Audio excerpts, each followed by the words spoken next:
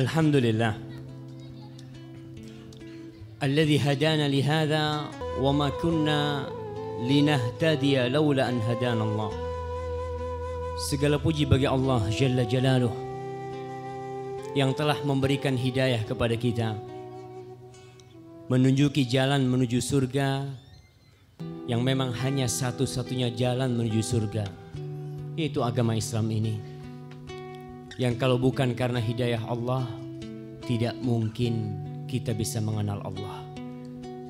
Allahumma salli wa sallim wa zid wa barik wa an'im ala hadha an-nabiyil karim nabiyina Muhammad ibn Abdullah wa ala alihi wa azwajihi wa dhurriyyatihi wa ala ashabihi ajma'in.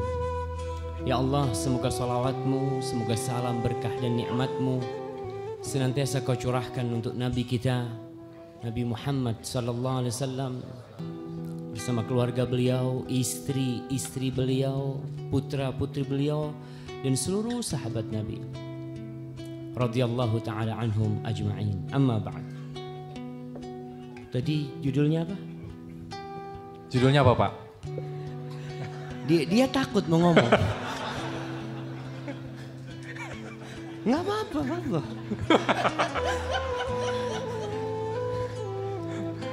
Ustadz, insya Allah anak pengen poligami ya. Masya Allah, alhamdulillah. Ada bukti di sebelah anak ini, jadi antum salah satu yang ingin poligami, dan insya Allah wajah-wajah yang di depan anak, ya kelihatannya kepingin juga gitu ya. Para jamaah rahimakumullah, mungkin tema ini menyenangkan buat bapak-bapak, tapi membuat susah ibu-ibu yang di belakang. Mungkin ibu-ibu di belakang itu main HP semuanya. Sini ceramahnya Ustaz gitu kan.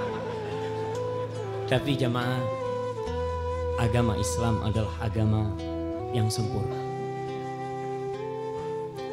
Agama yang sejalan dengan fitrah manusia. Agama yang tidak pernah bertentangan dengan akal sehat. Agama yang Allah sempurnakan. Allah berfirman, "Al-yawma akmaltu lakum dinakum wa atmamtu alaikum ni'mati wa raditu lakumul Islam dina." Subhanallah.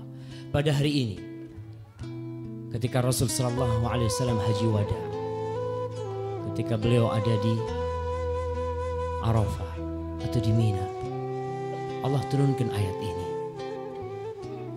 Ayat penyempurnaan agama yang tidak butuh tambahan dan tidak boleh dikurangi. Seperti inilah Allah meridhoi Islam sebagai agama umat manusia. Dimanapun antum berada, kapanpun antum hidup, agama Islam tetap menjadi agama yang eksis untuk seluruh kalangan manusia. Bicara poligami, poligami bukan ajaran baru sehingga perlu dipeributkan. Tidak ada yang meributkan poligami tatkala Rasul sallallahu alaihi wasallam menikah lebih dari satu. Nggak ada. Kenapa? Karena umat-umat sebelumnya mereka poligami. Agama-agama sebelumnya poligami. Dan orang-orang Arab berpoligami. Islam datang untuk membatasi, mengatur, menyempurnakan. Di sebagian tempat di Afrika sampai hari ini ada kepala-kepala suku yang kawin istrinya 30.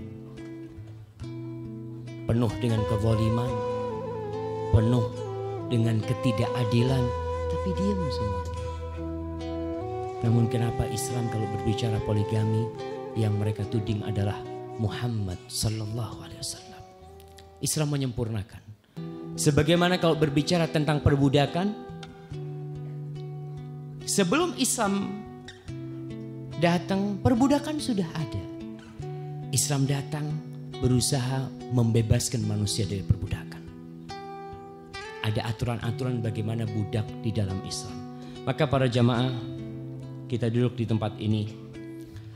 Saya bukan mau mengompori antum, Ana juga nggak mau mengembosin yang mau poligami. Tapi kita duduk bersama pada sore hari ini untuk belajar syariat Allah. Untuk belajar tentang Al-Quranul Karim. Untuk belajar tentang sunnah Rasulullah Sallallahu Alaihi Wasallam.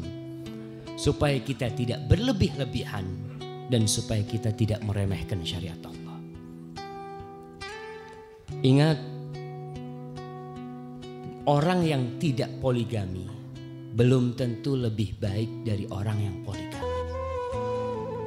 Dan orang yang poligami juga belum tentu lebih baik dari yang tidak poligami. Karena di masyarakat kita lihat ada yang ngomporin temennya. Inti berapa inti punya istri? Baru tiga, anak baru satu gitu dia. Dia rencananya mau ngomporin temennya, ternyata temennya udah 3. Ada manusia yang sukanya ngomporin. Dan ada lelaki-lelaki yang dalam istilah bahasa Arabnya itu ad-dajajatu as-soqa. Dajajah itu ayam betina. Ada ayam betina itu di kandang, nelur enggak, rame doang. Tuh model orang yang mau poligami tuh kayak ayam gitu, rame. Ente udah belum gitu dia. Ya, ngomong terus dia mah. Dan kebanyakan yang ngomong terus itu, nah ini wajah-wajah antum sama wajah-wajah. Wah semangat, Masya Allah. Para jamaah, ukuran kebaikan seseorang adalah takwa kepada Allah. Bukan yang istrinya banyak lalu mengatakan ana lebih baik dari ente karena ana memberi makan orang banyak. Insya Allah. Jadi ukuran ketakwaan seseorang itu bukan dengan jumlah istrinya, bukan dengan kadang-kadang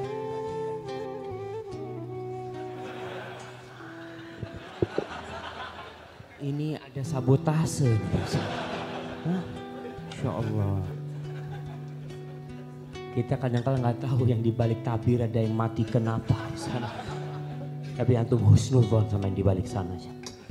Allah Jalla Jalaluhu mengatakan inna akramakum indallah atqakum. Orang yang paling mulia di sisi Allah di antara kalian bukan yang paling banyak istri, bukan yang paling banyak hartanya, bukan yang paling tampan wajahnya, bukan yang paling pandai berbicara, tapi atqakum. Mereka adalah orang yang paling bertakwa kepada Allah Jalla Jalaluhu. Apa hukum poligami? Biasanya banyak hadiah di sini, nggak ada hadiah. Insya Allah kita mau tanya antum. Apa hukum poligami? Masya Allah, nggak ada mic, kasih ke dia biar kelihatan orang-orang. Sunnah ya, Insya Allah. Salat qobliyah sunnah juga gitu kan. Ada orang Masya Allah jemaah kalau ngomong poligami semangat.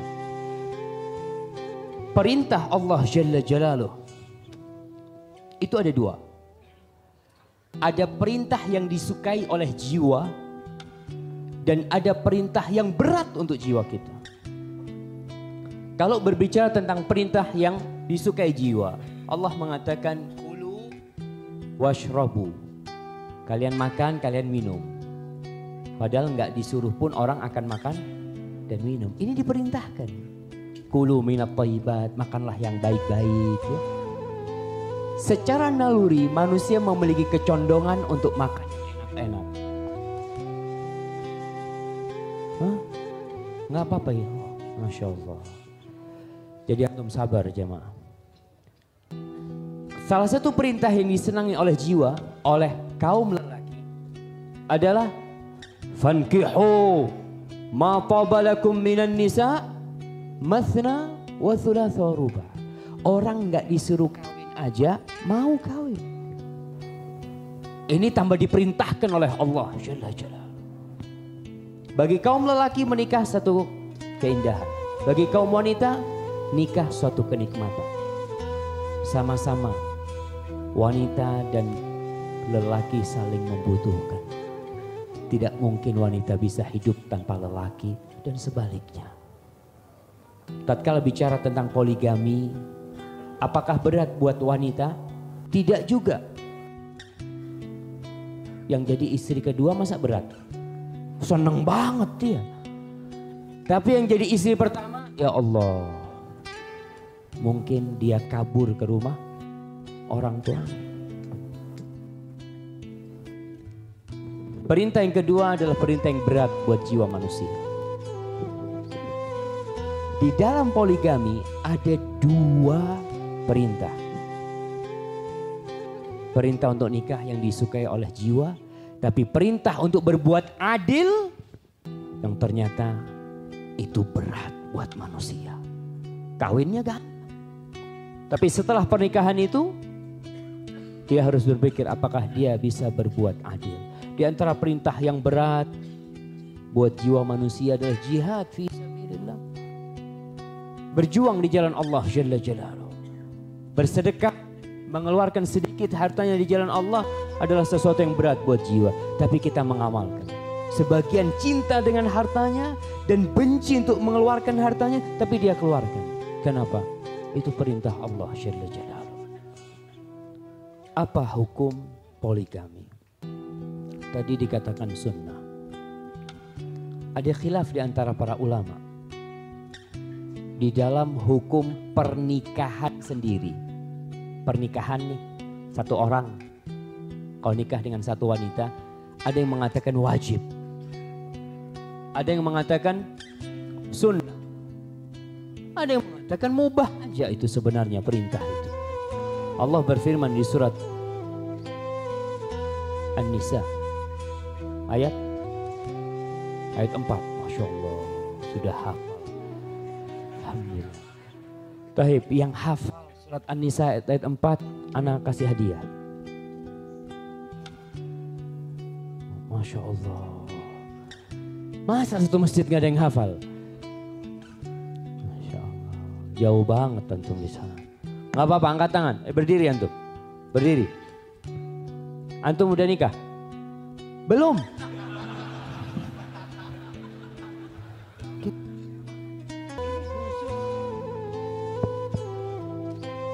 Ini khusus yang sudah nikah jamaah.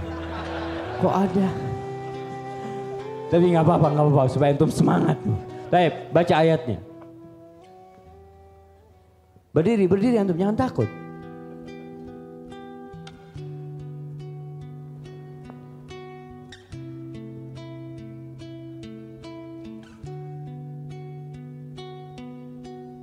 Nih, ini masalahnya. Sampai situ doang hafalnya. Ini yang rusak poligami ini kayak gini nih bang. Nggak apa-apa kasih hadiah ke situ tuh. Iya. Fankihu ma qabalakum minan nisa mathna wa thulatha wa ruba'. Selesai ayatnya. Belum selesai itu ayatnya. Masih nyambung. Fa in khiftum alla ta'dilu fawahida aw ma malakat aimanukum dzalika adna alla ta'ulu. Maka tolong antum kalau baca ini yang lengkap jemaah. Supaya nggak salah berbuat. Allah katakan nikahilah yang baik-baik bagi kalian dari para wanita. 2, 3, 4. Ini kan yang antum hafal. Fa in khiftum, Allah katakan kalau kalian takut tidak bisa berbuat adil fawahidah. 1. Au ma malakat aimanukum, atau kalian jangan kawin. Kalian beli budak. Dulu masih ada perbudakan. Kenapa? Dzalika adna alla ta'ulu. Itu lebih baik buat kalian agar kalian tidak berbuat zalim. Jangan memaksakan diri untuk menikah. Lebih dari 1 padahal dia tahu dirinya tidak mampu melakukan itu. Jumhur ulama berpendapat bahwa perintah Allah di sini, fankihu ma tabalakum minan nisa, nikahilah dari wanita-wanita yang baik. 2, 3, 4. Perintah ini lil ibahah, untuk diperbolehkan saja. Bagi yang mau ya silahkan. Bagi yang merasa butuh, fadhal. Maka sebagian ulama berpendapat hukum nikah lebih dari 1 ini bisa jadi wajib. Apabila dia takut berbuat zina umpamanya. Istrinya sakit, tidak bisa melayani dia. dan dia memiliki nafsu yang tidak bisa ditahan umpamanya, maka tatkala itu kalau dia takut berbuat zina, wajib baginya.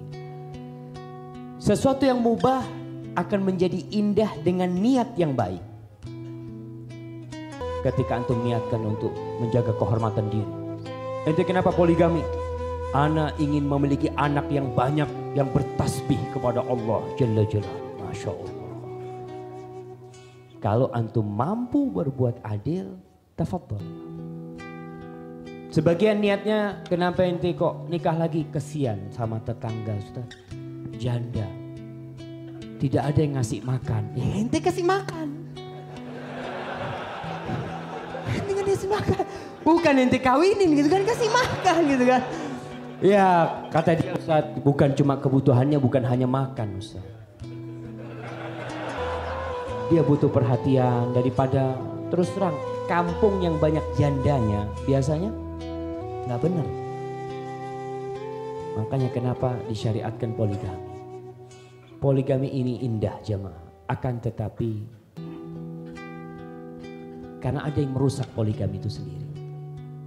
Sehingga orang berpandangan poligami sesuatu yang menakutkan.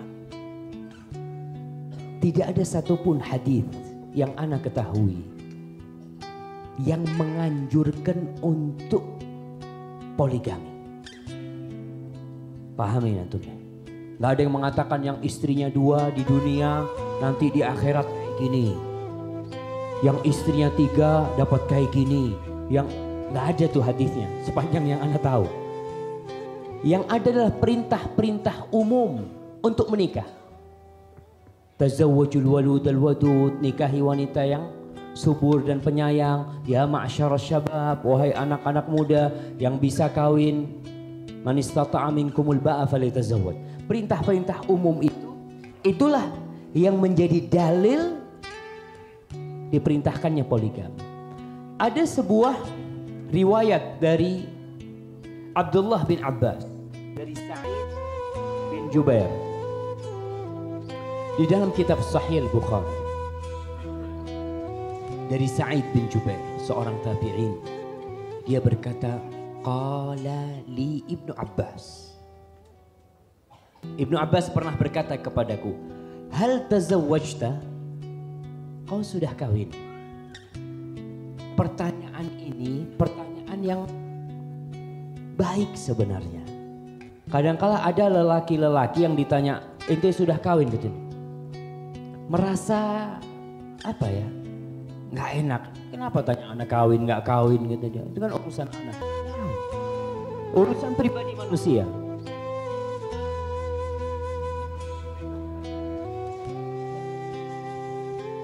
Urusan pribadi manusia. Tapi di situ ada anjuran-anjuran sebenarnya jamaah. Ditanya, Ibnu Abbas tanya, hal tazawwajta? Kata Sa'id, la. Belum, aku belum kawin. Fatazawwaj. Nikahlah engkau. Fa inna khaira hadhil ummah aktsaruha nisaan. Sesungguhnya umat yang terbaik, manusia terbaik dari umat ini adalah yang paling banyak istrinya. Ini perkataan Ibnu Abbas radhiyallahu taala. Apa maknanya? Al-Hafidz Ibnu Hajar mengatakan makna dari perkataan Ibnu Abbas ini, kalau ada 2 orang yang sama-sama sholat malam, yang sama-sama haji, yang sama-sama pandai bersedekah, yang sama-sama soleh, 2 orang ini, tapi yang satu istrinya 2, yang satu istrinya 1, mana yang lebih baik? Yang istrinya 2. Ini semua amal solehnya sama jemaah. Tapi kalau yang ini sholat malam, yang ini sholat duha, Masya Allah menjaga kehormatan diri, istrinya 1. Yang satu istrinya 4, tapi gak pernah sholat malam. Gak pernah sholat duha. Apa dikatakan dia lebih baik dari yang satu ini? Nah, kan tadi ukurannya sudah jelas. Inna akramakum indallah atqakum. Yang paling baik di antara kalian adalah yang paling bertakwa. Makna lain dari perkataan Ibnu Abbas, bahwa sebaik-baiknya umat ini adalah Rasulullah SAW. Beliau istrinya banyak. Alaihi salatu wassalam. Ma'asyiral muslimin rahimakumullah. siapa sebenarnya yang sakit hati kalau antum poligami? Antum berpikir senengnya kan, enaknya aja, Usain poligami. Tiap hari pindah. Masya Allah, satu kamar sini, rumah sana. Antum harus tahu bagaimana ketika anak antum yang dipoligami. Putri antum satu-satunya dipoligami. Siapa yang sakit hati? Antum bakal sakit hati. Wajar itu seperti itu. Maka kalau dikatakan poligami itu hanya menyenangkan lelaki, tidak juga. Sebagian lelaki juga sedih ketika putrinya dipoligami. Seorang kakak juga sedih ketika adiknya dipoligami. Itu wajar. Ini hukum Allah Jalla Jalla. Jadi kalau ibu-ibu merasakan wanita yang nelangsa, yang sengsara kalau terjadi poligami, tidak, bukan hanya wanita. Antum pun mungkin akan merasakannya nanti ketika putri antum dipoligami. Ma'asyiral muslimin, rasa berat wanita menerima poligami itu wajar. Sebagaimana kita benci dengan jihad fisabilillah. Allah mengatakan kutiba alaikumul qital wa huwa kurhul lakum. Diwajibkan atas kalian berperang padahal berperang itu sesuatu yang kalian benci. Siapa yang gak benci dia harus meninggalkan keluarganya, meninggalkan anaknya. Tapi seorang akhirnya mengamalkan amalan itu. Kebencian ini kebencian yang wajar. Asal tidak benci dengan hukum. Tapi benci untuk mengamalkan. Kalau hukumnya gak boleh. Ibu-ibu gak boleh menentang hukum poligami. Tapi dia berat di poligami, wajar. Kalau ada wanita yang senang di poligami, wallahu a'lam tuh. Gimana tuh? Tapi ada wanita-wanita yang jamaah, mungkin dia ingin suaminya nikah lagi. Bukan berarti dia senang suaminya nikah lagi. Tapi karena dia merasa, ya Allah mungkin ada saudara dia yang seharusnya dibantu atau gimana. Tapi yang jelas poligami berat buat orang tua. Ketika anak gadisnya dipinang oleh seorang lelaki, umpamanya nih Fani nih, Insya Allah. Datang Minang. Orang tua tanya, Masya Allah. Sudah menikah? Sudah saya buat istri kedua anak bapak. Kira-kira diterima? Ente enak banget anak-anak jadi istri kedua. Bisa jadi orang tua marah bapak itu. Dia kepingin anaknya itu hanya menikah dengan satu orang. Lelakinya itu suaminya, gak ada wanita lain. Itu wajar. Jadi ibu-ibu sekali lagi berkaitan dengan perasaan berat menerima poligami itu sesuatu yang wajar. Dan itu bukan hanya di hati ibu-ibu. Para lelaki pun, suami ibu-ibu nanti akan merasakannya kalau anaknya dipoligami. Para jamaah, coba kita lihat bagaimana poligami di masa sahabat Rasul SAW. Tadi udah disebutin di awal muqaddimah. Orang sekarang memandang negatif seorang muslim yang kawin lebih dari satu. Ribut satu kampung kadang-kadang. Tapi ketika tempat pelacuran ya, antum lihat di beberapa tempat di Jakarta yang menjadi tempat-tempat biasa aja tetangga. Tapi kalau suaminya poligami, oh ribut. Keluarganya ribut. Gimana ente punya suami kok kawin lagi? Kadang-kala sampai di sidang. Tapi ketika berzina, na'udzubillah min dzalik, dibiarkan. Makanya ibu-ibu tolong, ketika melihat seorang lelaki yang punya istri lebih dari satu, punya istri 2, 3, 4. Jangan dipandang miring. Bisa jadi dia lebih baik daripada suami ibu yang hanya memiliki satu istri. Kita melihat 10 sahabat yang dijamin masuk surga. Antum pelajarin tuh. Berapa istri mereka? Cukup sebagai bukti kebaikan poligami adalah Rasulullah SAW. Ya itu kan Nabi. Suami anak bukan Nabi Ustaz. Oke. Kita lihat bagaimana sahabat Rasulullah SAW. Istri-istri Abu Bakar Siddiq disebut oleh para ulama 5. 5 itu gak kumpul semuanya. Ada yang meninggal atau diceraikan. Yang pertama Qutailah binti Abdul Uzza. Kemudian Ummu Ruman, ibundanya Aisyah. Qutailah ini ibundanya Asma. Kemudian Ummu Bakar. Kemudian Habibah binti Kharijah bin Zaid al-Khazrajiyah. Yang kelima Asma binti Umais. Bukan ibundanya Aisyah, Asma binti Umais. Anak nggak ribut, bapaknya poligami. Kadangkala terjadi di masyarakat, jangan poligami. Bapaknya mau menikah lagi setelah ibunya meninggal, kadangkala anaknya ribut. Apalagi bapaknya poligami. Sampai pernah kejadian di sebuah tempat itu, si bapak ini nikah lagi di desa. Ketahuan sama anak-anaknya. Mau dipukulin bapaknya sama anak-anaknya. Bayangkan. Kalau antum bicara yang sakit hati poligami itu hanya wanita, bukan. Ya namanya anak merasa bapak ini kok berkhianat. Bukan berkhianat itu jemaah. Dia melakukan syariat Allah dengan syarat. Nanti kita akan bicara bagaimana seharusnya seorang melakukan poligami. Supaya nggak jadi jelek syariat Allah ini. Itu si bapak mau dipukulin sama anak-anaknya. Karena biasanya anak-anaknya udah pada dewasa. Maka antum kalau mau poligami, nunggu anaknya dewasa. Baik, itu Abu Bakar Siddiq. Kita loncat ke Uthman bin Affan. Abu Bakar cuma 5. Uthman bin Affan disebutkan 8. Dan dia dijamin masuk surga. Makanya jangan berpikir yang istrinya 1 lebih baik dari yang istrinya 2. Uthman bin Affan menikah dengan Ruqayyah binti Rasulullah SAW. Meninggal. Kemudian menikah dengan Ummu Kalthum, meninggal. Kemudian nikah dengan Fakhita, kemudian Ummu Amr, Fatimah binti Walid, Ummul Banin binti Uyainah, Ramlah binti Syaibah, Nailah binti Al-Farafisah Al-Kalbiyah. Itu istrinya Uthman. Tapi nggak pernah digabung satu tempat lebih dari 4. Biasa di tempat mereka.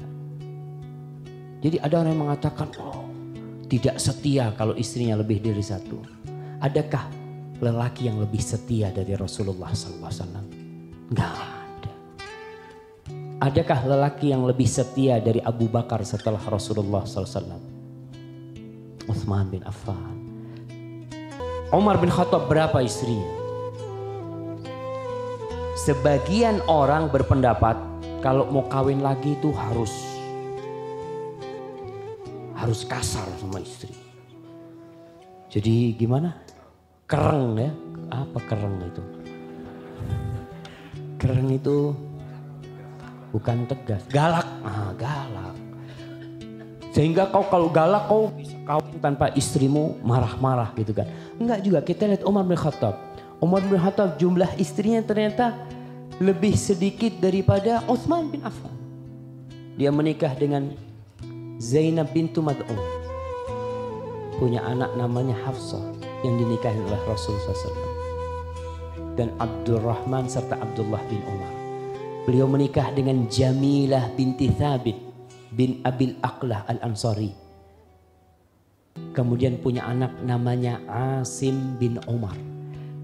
Siapa Asim bin Umar? Ana mau kasih hadiah. Kakeknya Umar Abdul Aziz, Masya Allah. Jazakallah. Asim bin Umar itu kakeknya Umar bin Abdul Aziz. Siapa istrinya Asim? Wanita yang cerita susu itu, yang mau nyampur susu itu nikah dengan Asim. Kemudian muncul nanti salah satu cucunya Umar bin Abdul Aziz.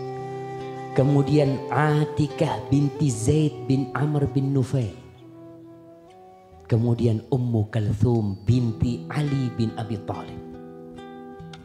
Umar menikah. Berapa istrinya itu? 4. Yang lainnya ternyata nikah lebih dari itu. Dan ini 4 nggak bergabung dalam satu tempat juga. Padahal Umar kan orangnya Masya Allah.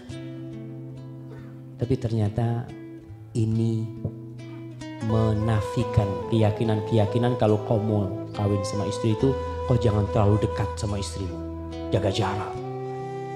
Kalau terlalu dekat sama istrimu, engkau nanti nggak tega kawin lagi. Subhanallah, tidak jemaah. Kau tetap harus baik dengan istrimu. Masalah nikah itu kadangkala antum ngomong mau nikah sampai mati tetap satu istri antum. Ngomong doang. Makanya jangan banyak ngomong. Terus gimana Ustaz? Langsung praktek? Enggak.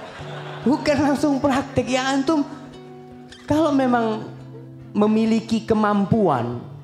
Nah, kemampuannya apa? Nanti kita bicarakan. Ya, tafadhol. Tapi ada orang yang sudah mampu minta sana ditolak, minta situ ditolak. Ya sudah, mungkin belum takdirnya. Insyaallah menanti antum istri-istri di surga. Ali bin Abi Thalib radhiyallahu taala anhu, berapa istrinya?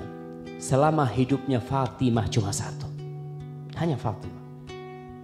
Tapi setelah Fatimah meninggal dunia, Fatimah ini punya anak Hasan, Husain, Zainab Al-Kubra dan Ummu Kulthum Al-Kubra. Kemudian Ummul Banin binti Hizam. Kemudian Laila binti Mas'ud Al-Yatimah. Asma binti Umais, istrinya Abu Bakar. Abu Bakar meninggal dunia, istrinya Abu Bakar dinikahi oleh Ali bin Abi Thalib. Janda. Kemudian Ummul Banin kalau nggak salah istrinya Uthman. Ummul Banin ini istrinya Uthman bin Affan. Uthman meninggal dunia dinikahi oleh Ali bin Abi Thalib. Kemudian Ummu Habibah binti Rabi'ah At-Taghlibiyah, ada Umamah bintil As bin Rabi'. Umamah bintil As bin Rabi'. Siapa dia? Siapa yang kenal?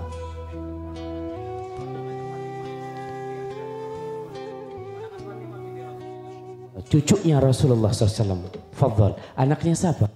Anaknya Zainab. Anaknya Zainab. Jadi Ali menikahi anaknya Zainab. Dan gak ada orang ribut. Anaknya Zainab kan itu berarti keponakannya istrinya Ali bin Abi Thalib. Keponakannya Fatimah radhiyallahu ta'ala anha. Kemudian Al-Hanafiyah Khawla binti Ja'far. Ada Ummu Sa'id binti Urwah. Ada Mahya binti Mri'il Qais Al-Kalbiyah. Itu istri-istri Ali, sebagian itu adalah budak, bukan istri. Tapi kebanyakan adalah istri Ali bin Abi Thalib. Sampai berapa? Sampai 9. Dan gak masalah. Makanya jangan dipikir orang yang punya istri lebih dari satu itu buruk. Jangan. Yang pertama antum sudah suudzon sama dia.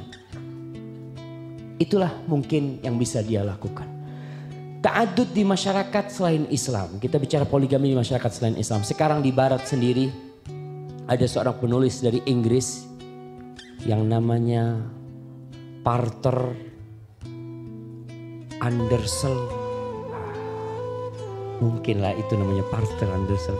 Dia mengatakan bahwasanya aturan menikah hanya dengan satu istri dan pemberlakuannya dengan aturan yang sangat tegas, padahal jumlah laki perempuan gak sama, itu akan membuat banyaknya wanita-wanita yang tidak memiliki suami dan banyaknya terjadi perzinaan. Ini orang-orang kafir karena mereka tahu salah satu solusinya poligami. Mau diapakan sekarang ketika jumlahnya lebih banyak? Janda, kebanyakan anak wallahu alam ya, ana melihat kebanyakan orang itu suaminya dulu yang mati, apa istrinya dulu yang mati? Suaminya dulu yang mati. Lebih banyak janda daripada duda. Dan itu rahmat Allah subhanallah. Kenapa? Lelaki ini kalau ditinggal mati, gak kawin lagi bisa stres. Sampai ada kemarin subhanallah seorang ditinggal mati istrinya, dia niat aku gak kawin lagi. Baru 2 bulan sudah stres dia. Karena dia biasa dilayani. Kalau perempuan biasa melayani. Jadi dia ditinggal mati suaminya biasa. Orang tiap hari suamiku pergi gitu loh memang. Kadang kalau ada yang kerja bertahun-tahun. Jadi wanita itu biasa. Ini rahmat Allah Jalla Jalla. Apa penyebab sekarang kok ta'adud itu sedikit Ustaz? Coba di masjid ini. Siapa yang punya istri lebih dari satu? Kasih hadiah. Yang pertama angkat tangan. Nah, Masya Allah. Situ satu, mana lagi? Dua. Kasih satu-satu bang. Mana lagi? Oh di situ ada bang. Tiga. Oke kita kasih. Masya Allah.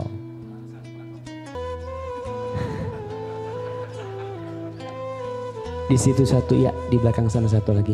Barakallahu fikum. Masya Allah. Bayangkan satu masjid ini cuma 3 yang poligami.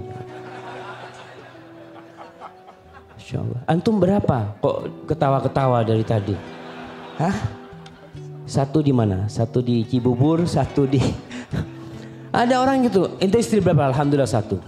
Dan cukup istri itu satu. Satu di Cibubur, satu di Cilandak, satu di Bogor. Masya Allah. Para jamaah, salah satu penyebab kurangnya poligami, aturan yang kadang-kala memberatkan. Di berbagai negeri, salah satunya di Indonesia, di negeri-negeri lain juga seperti di Maroko, di Tunis itu sama modelnya. Berat orang itu untuk poligami. Gimana antum mau dapat izin istri antum? Ini ada cara tapi jangan...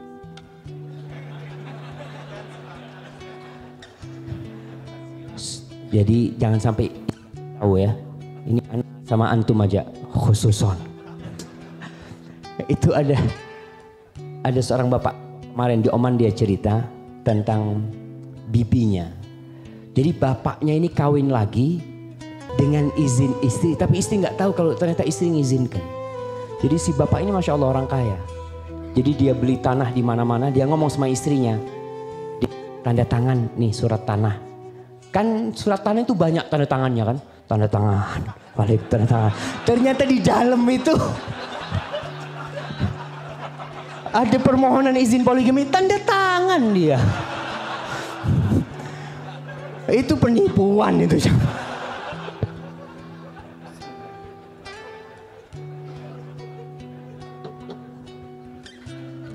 Ini bukan menginspirasi. Tapi itu terjadi karena memang aturan yang susah membuat orang akhirnya malas poligami dan milih sebagian berzina. Na'udzubillah min dzalik. Yang kedua yang menyebabkan sedikitnya poligami karena banyak orang yang tidak ngerti agama. Subhanallah. Karena orang tidak ngerti agama, ya dia berpikir udahlah nggak usah poligami kata dia. Kalau ente memang nggak suka sama istri ente, kan banyak perempuan-perempuan. Apalagi di tempat-tempat seperti, ya mungkin di Jakarta banyak tempat-tempat pelacuran. Orang akhirnya ke sana padahal tidak ada alasan bagi seorang berzina. Nggak ada alasan di hadapan Allah Jalla Jalla. Ketika dia berzina dia mengatakan, ya Allah aku butuh, istriku sakit atau gimana. Nggak ada alasan. Karena Allah membolehkan seorang laki nikah 2, 3, 4. Tapi karena kurang agama ya seperti itu kejadiannya. Perzinaan yang banyak. Yang ketiga, pendidikan sekolah dan pendidikan media yang rusak. Di mana kebanyakan orang, apalagi banyak perempuan yang kerjanya nonton sinetron. Dulu subhanallah, waktu kita SD itu nggak ada sinetron. Yang ada telenovela. Iya kan belum rame, Indonesia belum bikin tuh. Dari barat masih di dubbing tuh suaranya tuh. Itu udah nggak bener itu pendidikan di sana. Yang cinta segitiga, yang cinta dalam Islam boleh cinta segi 5. Boleh nggak? Boleh. Seorang suami yang punya istri 4 dibagi berapa cintanya? Sama dia kan 5, segi 5 gitu kan. Jadi segi 5 dan tidak ada masalah.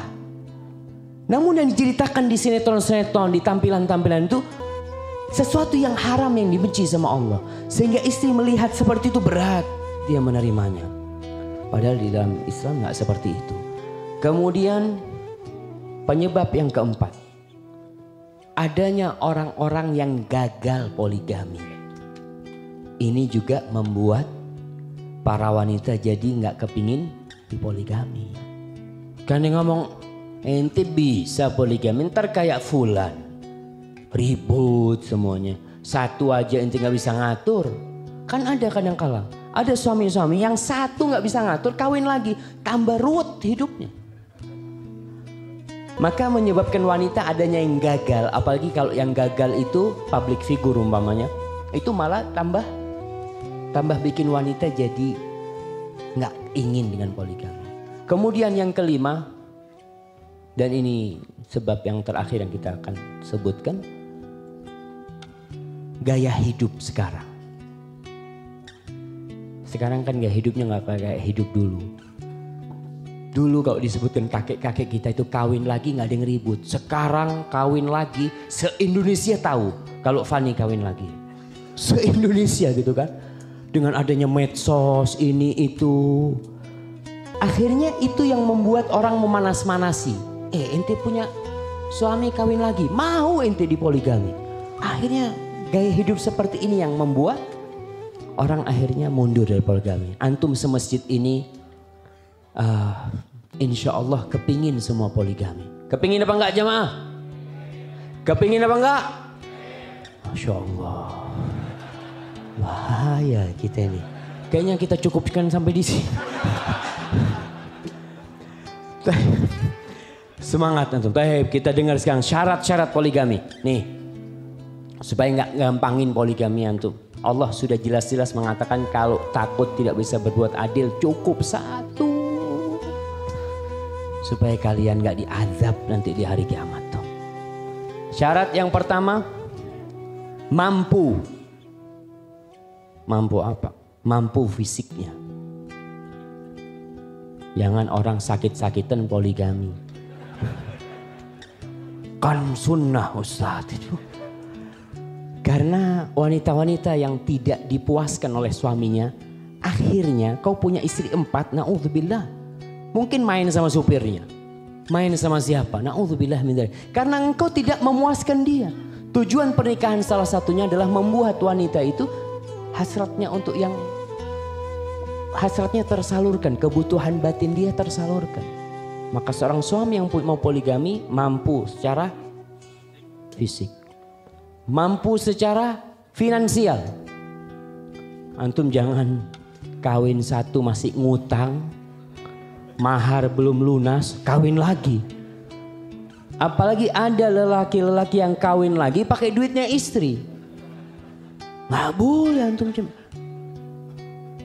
Antum ngasih nafkah istri kadang-kala tidak. Karena istri yang bekerja, dia akhirnya bukan dapat nafkah dari suami, tapi dapat santunan dari suami. Dengan uang santunan dia kawin lagi. Kau itu punya kewajiban memberikan nafkah kepada istrimu. Maka tolong diperhatikan hal ini. Yang tidak mampu secara finansial, ya udah jangan.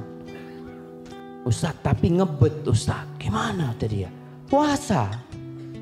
Kalau nggak mampu puasa. Terus kemampuan yang ketiga adalah kemampuan berbuat adil. Dan mampu memanage kondisi rumah tangga. Jadi antum harus belajar manajemen konflik. Karena orang yang mau ambil istri itu dia membawa konflik di rumahnya. Mau nggak mau. Maka kemampuan untuk berbuat adil ini itu yang diperintahkan oleh Allah Jalla Jalaluh. Fa in khiftum alla ta'dilu fawahidah. Kalau kalian takut tidak bisa berbuat adil maka satu. Orang yang zalim kepada istrinya tidak berbuat adil, Allah akan tunjukkan kezaliman dia kelak di padang mahsyar. Maka antum jangan berpikir enak senang-senang aja di dunia, tapi kemudian antum pada hari kiamat dilihat sama sahib-sahib antum. Semua ngelihat, ini fulan kan yang istrinya 2. Jalan dengan rusuk yang miring sudah jatuh. Antum keluar dari kuburnya dilihat oleh seluruh umat manusia. Itu dalam hadis yang diriwayatkan oleh An-Nasa'i, Ibnu Majah dengan sanad yang sahih. Kata Rasul sallallahu alaihi wasallam, "Man kanat lahum ra'atani yamilu ma'a ihdahuma 'alal ukhra." Barang siapa yang memiliki 2 perempuan lalu dia lebih condong kepada salah satu di antara keduanya, jaa'a yaumal qiyamati wa ahadu shiqqaihi ma'il aw saqit. Dia datang pada hari kiamat salah satu sisi tubuhnya itu jatuh. yang tidak bisa berbuat adil. Di dunia bisa antum ngomong adil. Anak kan sudah adil. Allah yang nyatet. Ada malaikat-malaikat Allah. Wa inna alaikum lahafidhin kiraman katibin ya'lamuna ma taf'alun.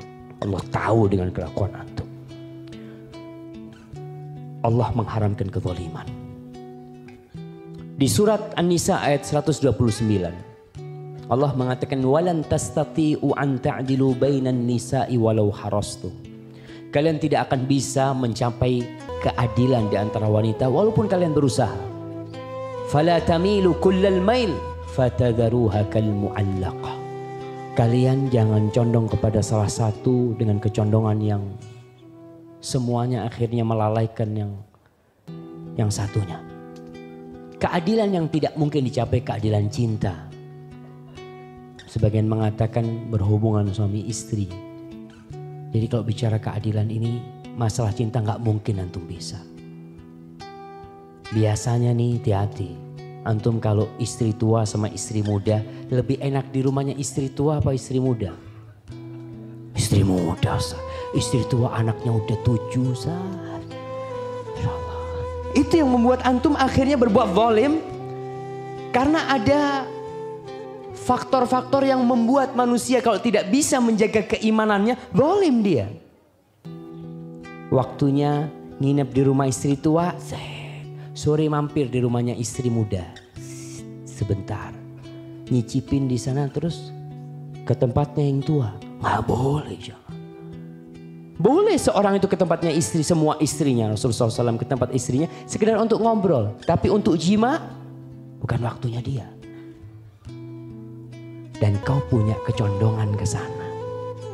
Apalagi istri muda, bukain pintu, Masya Allah.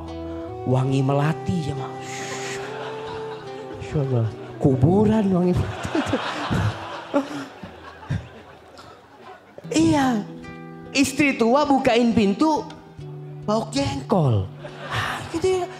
Dan itu memang antum harus tahu. Yang ini istri tua anaknya 7 ngurusin anak antum. Yang istri muda ngurusin dirinya sendiri. Perawatan kerjanya. Pakai krim ini, krim itu. Yang tua mau pakai krim. Anaknya nangis, yang ini nangis, yang ngurusin itu. Maka hati-hati antum. Mungkin sekarang antum berpikir insya Allah bisa karena ketika antum sudah masuk, antum akan lihat. Kadangkala hati antum lebih condong ke sana. Dan adzulmu dzulumatun yaumal qiyamah. Kezaliman adalah kegelapan pada hari kiamat, jemaah. Kemudian di antara syarat menikah lagi, poligami, nggak boleh menikah dengan kerabat wanita seperti keponakan wanita atau bibi wanita. Nggak boleh itu. Dilarang sama Rasulullah SAW, la yujma'u bainal mar'ati wa ammatiha. Gak boleh seorang suami mengumpulkan wanita dengan bibinya. Wala bainal mar'ati wa khalatiha, antara wanita dengan bibi dari ibunya, itu gak boleh. Apa keadilan yang dituntut sebenarnya? Para ulama mengatakan bahwasanya keadilan yang dituntut adalah keadilan dari sisi sakan tempat tinggal, keadilan makanan, pakaian, dan bermalam di tempat situ. Bahkan mereka mengatakan semua hal zahir yang bisa dia berbuat adil, maka dia harus adil. Semua yang memang mungkin dia bisa berbuat adil, kan masalah hati nggak bisa, maka dia harus berbuat adil. Kita lihat Jabir bin Zaid berkata, kanat li imra'atan, aku punya 2 istri, Jabir bin Zaid. Wa kuntu a'dilu bainahuma hatta fil qubli. Aku berbuat adil kepadanya sampai dalam urusan ciuman. Kalau datang ke rumah istri mencium, dia datang lagi ke sana mencium yang itu. Dari takutnya dia dengan kezaliman itu. Mujahid tabi'in, dia mengatakan kanu yastahibbuna an ya'dilu bainan nisa hatta fit tib yatatayyabu li hadhihi kama yatatayyabu li hadhihi. Mereka tuh sahabat-sahabat Nabi dulu itu Mereka menganjurkan untuk berbuat adil dalam wanita sampai dalam urusan minyak wangi. Antum kadangkala masuk ke rumahnya perempuan ini, biasa kalau istri muda antum mau masuk mungkin di mobil pakai parfum. Masuk, rumah istri tua nggak pakai parfum. Itu terjadi. Mereka itu sampai seperti itu karena takutnya dengan kezaliman, jemaah. Wa kana Muhammad ibn Sirin. Muhammad ibn Sirin. Dia berkata kepada orang yang punya istri dua, yukrahu an yatawadda'a fi baiti ihdahuma dunal ukhra. Dia ngasih tahu, "Syuf," kata dia, "ente gak tahu, dibenci. Ente itu wuduk di rumahnya fulana tapi gak wuduk di rumahnya fulana. Sampai wuduk jamaah. Itu dibenci yang seperti itu. Makruh." Ini diriwayatkan oleh Ibnu Abi Syaibah dalam kitabnya Musannaf. Asy-Syaikh Ibn Utsaimin rahimahullahu taala. Beliau mengatakan, "Al-qaulus sahih fil adli baina az-zawjat annahu yajibu 'ala az-zawj an ya'dila bainahunna fi kulli ma yumkinuhu al-'adlu fi." Pendapat yang benar dalam urusan keadilan kepada istri-istri adalah diwajibkan bagi suami untuk berbuat adil dalam segala hal yang memang dia mampu berbuat adil. Sawa'un minal hadaya awin nafaqat, baik itu dalam urusan hadiah, nafkah, bal wa hatta fil jima' in qadir, sampai dalam urusan jima' kalau dia mampu berbuat adil, dia berbuat. Yajibu alaihi an ya'dil fi. Dia wajib berbuat adil di situ. Jadi gak gampang jamaah. Sekarang yang dibikin oleh kita itu kadang-kala enaknya doang. Nggak tahu bagaimana tanggung jawab yang harus diterima oleh antum. Pembagian malam ikut siang, siang ikut malam. Maksudnya gini, kalau malam harinya hari Senin nih, antum malam hari apa sekarang? Hari Ahad. Malam hari ini untuk istri pertama. Malam hari ini sampai besok siangnya untuk istri pertama, kecuali si suami kerja. Jangan berpikir malamnya pagi langsung kabur ke istri muda. Wah, malam itu ikut miliknya istri pertama. Jadi seakan-akan milik istri pertama dan kedua itu 24 jam 24 jam. Bukan yang pertama 12 jam, yang kedua 36 jam. Biasanya seperti itu karena antum sudah bosan sama istri tua. Antum ngobrol sama istri tua nggak nyambung. Kata dia, akhirnya pagi-pagi, "Assalamualaikum, ana mau berangkat kerja." Insyaallah. "Iya bang, mudah-mudahan dapat rezeki banyak," kata istri tua. Muter ke rumahnya istri muda. Kerjanya di sono. Hati-hati. Karena itu haknya si istri tua. Kata Ibnu Qudamah mengatakan, wa imadul qasmi al-lail, yang menjadi ukuran pembagian itu adalah malam hari. Wan nahar yadkhulu fil qasmi tab'an lil-lail. Waktu siang ikut pembagian malam. Wa in kana al-'adlu fil mabit bil-lail ahammu minhu fin nahar. Tapi bermalam di malam hari itu tentunya lebih ditegaskan daripada urusan di siang hari.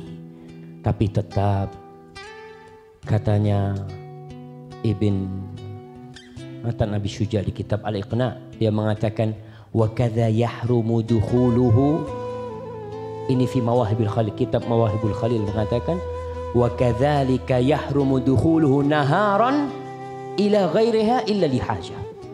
Begitu pula diharamkan seorang suami masuk ke rumah istri yang lainnya tanpa keperluan di siang harinya.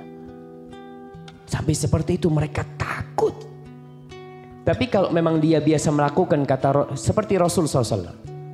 Nabi SAW itu kalau sore hari hampir keliling ke semua rumah istrinya. Makanya orang yang mau poligami usahakan tidak berjauhan. Kenapa? Ketika berjauhan, apalagi lain kota beda kota, anak itu kadang-kala kurang perhatian bapak. Lihat Rasul SAW, Nabi tidak mengumpulkan istrinya di satu rumah. Makanya jangan antum merasa bangga yang satu rumah dengan dua istri, seakan-akan antum lebih baik karena antum bisa memanage satu rumah, nggak usah 2 istri, jangan. Rasul sallallahu alaihi wasallam tidak melakukan itu. Semua istrinya di satu rumah walaupun kecil-kecil dan semua berdekatan. Kalau berdekatan tiap hari antum bisa kontrol kondisi keluarga antum. Rasul sallallahu alaihi wasallam habis asar itu biasanya sore hari itu keliling ke semua istrinya untuk berziarah ke rumahnya fulana, tanya gimana kabarmu ya, ngobrol sama dia, kemudian nanti pindah ke rumahnya yang kedua, ketiga, keempat, sampai akhirnya beliau berhenti di tempat yang bermalam di situ. Kondisi ini membuat poligami indah. Kenapa? Karena banyak istri ketika suaminya jauh, ketika anaknya sakit, siapa yang harus ngantarkan anaknya ke rumah sakit? Suaminya lagi di tempat istri kedua, ditelepon, ente jangan gangguin anak, ini bagian istri kedua gitu kan. Ini anaknya sakit gitu loh. Apalagi jauh. Tapi kalau dekat, kan dia tuh alhamdulillah suamiku ada di sebelah gitu loh. Di rumah sebelah atau di sebelah situ. Kalau ada apa-apa bisa tiap hari ketemu sama anaknya. Bisa tiap hari kalau mau ke masjid datang, mana fulan, nak yuk berangkat sama abah. Jadi tetap perhatian orang tua sama anak-anaknya itu jalan. Dan indah subhanallah, Rasul SAW para sahabatnya satu kota kebanyakan di antara mereka. Pendidikan anak tidak terbengkalai. Perhatian kepada istri juga tidak ditinggalkan. Karena semuanya bisa dikontrol. Saat sekarang kan bisa bayi pun Ustaz. Iya, bayi pun untuk ngontrol gimana kabarnya. Tapi kalau sakit, antum kan gak bisa. Mau ngajak si anaknya sholat ke masjid, antum jauh. Padahal bagiannya istri yang kedua. Maka kalau kita lihat pendapat para ulama seperti itu. Ibnu Qudamah juga mengatakan, wa ammad dukhul fin nahar ila al-mar'ati fi yawmi ghairiha fa yajuzu lil hajah ma'a daf'in nafaqah aw iyadatin min daf'in nafaqah aw iyadatin aw su'alin an amrin yahtaju ila ma'rifati aw ziyaratiha li bu'di ahdihi wa nahwi dzalik. Boleh berkunjung ke rumah istri itu dengan tujuan melihat gimana kondisinya, bagaimana keadaannya. Kemudian para jamaah, antum yang mau poligami harus membelikan tempat yang layak buat istri antum. Sama. Allah berfirman di surat At-Talaq ayat 7. Catat tuh. Surat At-Talaq ayat 7 insyaallah kalau anda gak salah. Askinuhunna min haitsu sakantum min wujdikum wa la tudarruhunna. Tempatkan istri-istri kalian itu di tempat yang sesuai dengan kemampuan kalian.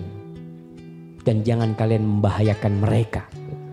Membahayakan para wanita ini salah satu maksudnya yang disebutkan oleh para ulama, para ahli tafsir adalah mengumpulkan mereka satu rumah.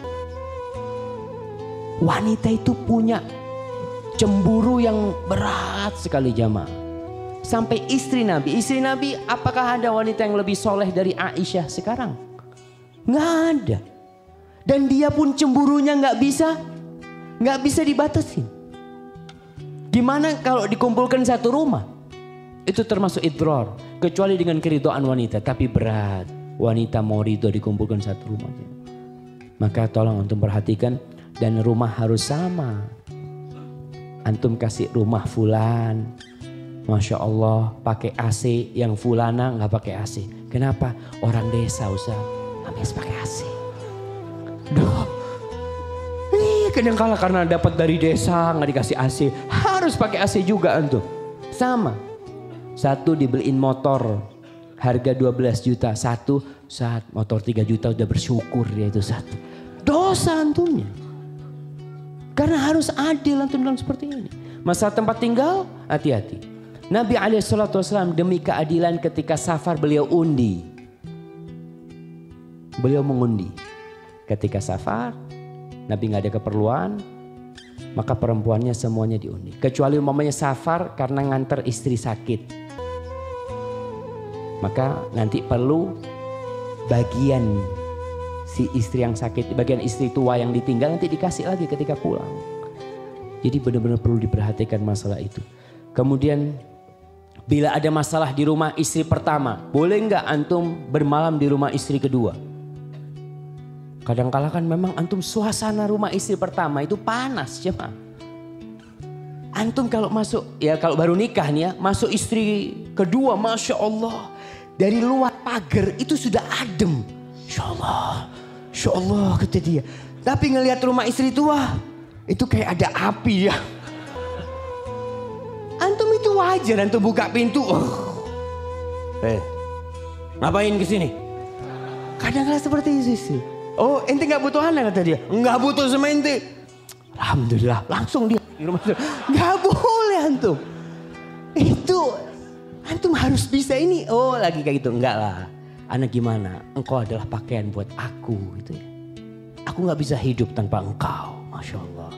Akhirnya tuh yang panas jadi adem. Ya dah masuk. Jadi boleh mas. Ketika terjadi konflik di rumah itu, boleh nggak antum pindah rumah? Para ulama mengatakan, kalau nggak sampai dikunciin kamar, dikunciin rumah, antum tetap tidur di situ. Kecuali dikunciin, kan ada. Assalamualaikum. Sono. Kunciin. Dia boleh bermalam di rumah istri lainnya, tapi tanpa jima. Sampai seperti itu ya. Karena apa? Karena suami kalau dibiarkan dia boleh masuk, nggak boleh. Alhamdulillah nggak boleh masuk. Dia bersyukur. Karena memang dia kepingin ke sono. Ini masalah hati yang perlu diperhatikan masalah poligami.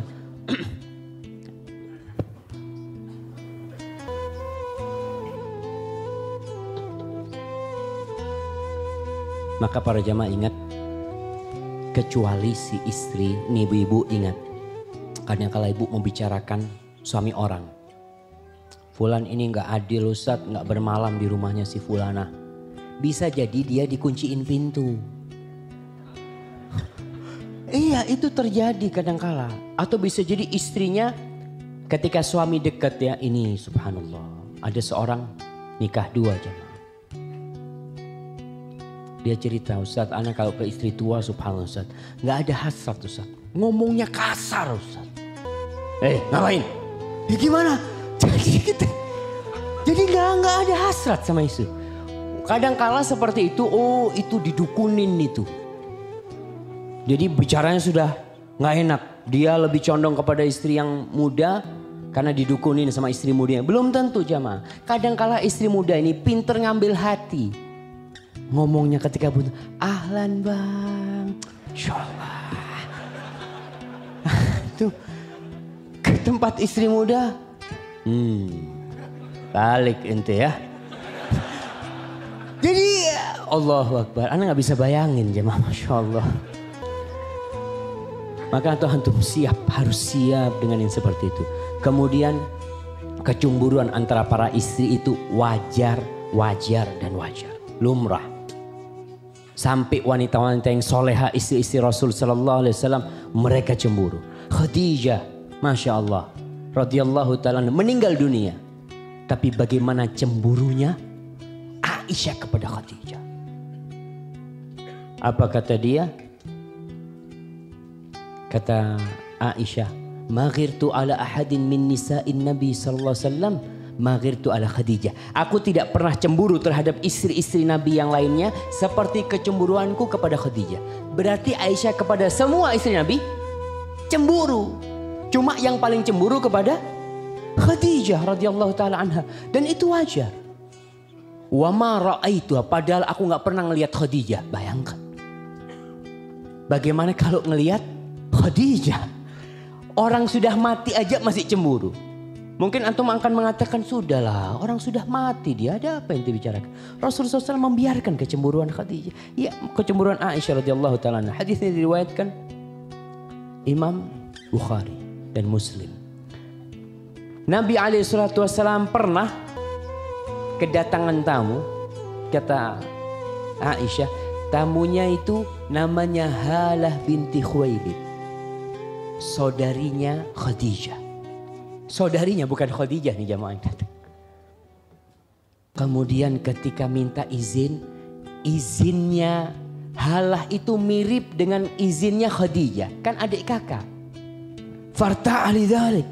Nabi langsung berdiri mengatakan, Allahumma Halah, ya Allah ini Halah yang datang. Qalat faghirtu, maka kata Aisyah aku langsung cemburu kata dia. Padahal ini bukan istri Nabi. Karena ingat dengan Khadijah. Kemudian peristiwa lainnya yang tampak kecemburuan istri Rasul sallallahu alaihi wasallam ketika iktikaf di Masjid Nabawi. Kata Aisyah radhiyallahu taala anha, ketika Nabi iktikaf, aku iktikaf juga, aku bikin tenda di dalam masjid itu. Aisyah membuatkan tenda untuk Rasul SAW di masjid. Nabi sholat di sana, kemudian masuk ke tempat iktikafnya. Hafsah minta izin kepada Aisyah untuk bikin tenda. Bayangkan Hafsah minta izin sama Aisyah. Ini istri dia. Kata Aisyah dikasih izin, maka bikin tenda. Zainab ngelihat Hafsah bikin tenda juga. Nabi ketika pagi ngelihat ini kok banyak tenda di masjid ini, kata Rasulullah SAW. Itu tenda istri-istrinya. Ketika Nabi dikasih tahu, albir tarawna bihinna. Kalian pikir kalian mau kebaikan ya dengan bikin tenda-tenda ini? Kan ini itikaf ini. Bukan urusan mau deket sama suami, mau apa. Akhirnya Rasulullah SAW gak itikaf bulan itu. Bulan Ramadan. Ketika Nabi gak itikaf, istrinya masih itikaf. Ya pulang juga dia. Karena memang dia kepingin dekat sama Rasulullah SAW. Itu wajar yang seperti itu. Kejadian lainnya yang sudah terkenal ketika Aisyah mendapatkan, ketika ada istri Nabi yang kirim makanan ke rumahnya, Rasulullah SAW, Aisyah ngelihat tuh piring punya istri yang lain. Bayangkan, gak tahan Aisyah cuma langsung ditampel. Biar kuenya kemana-mana. Padahal di depannya ada sahabat-sahabat Nabi. Nabi gak marah.